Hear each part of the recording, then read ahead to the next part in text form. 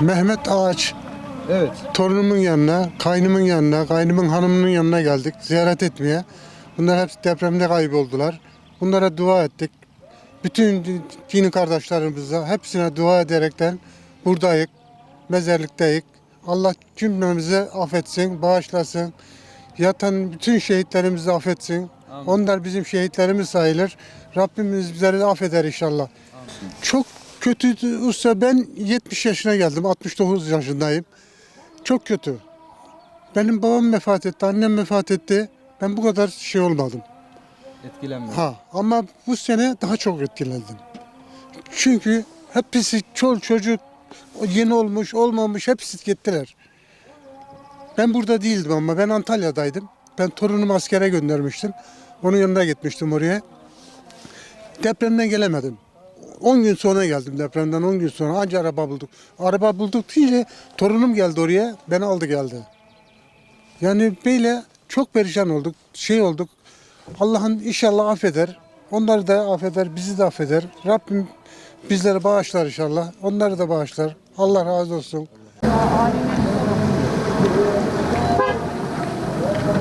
Ben Ali Doğan, Kahramanmaraş Güneş Evlerinde oturuyorum.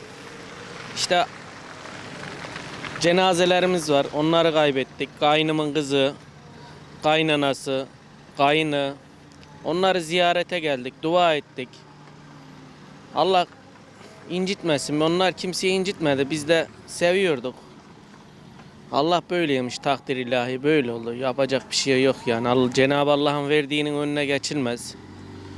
Abi bizim de ya iyi göreceğimiz var ya kötü göreceğimiz günler var. Onun için Allah'ım esirgedi bizleri. Allah'ım tüm İslam alemini korusun. Kıyametlerden, sellerden, felaketlerden. Çok zordu ya.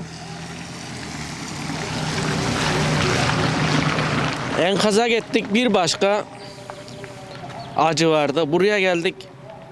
Mahşer günüydü. Nereye adımını atsan cenaze vardı ha buralarda böyle.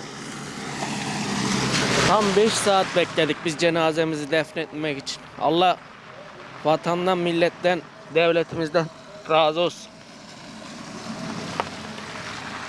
Başka bir devlet, başka bir hükümet bu şeyin altında duramazdı yani.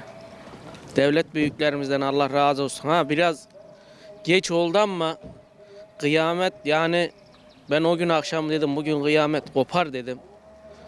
Ben böyle havanın bu Maraş coğrafyasında ben bir Muhsin Yazıcıoğlu rahmetliğin olduğu sene gördüm böyle bir kar kıyameti. Yani biz de köy çocuk. Bir de o akşam gördüm. Dedik yani biz ailecek.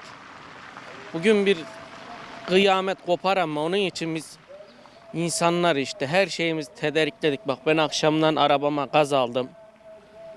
Misafirlikten geliyorduk. Arabam yarı depodu. Gazımı aldım.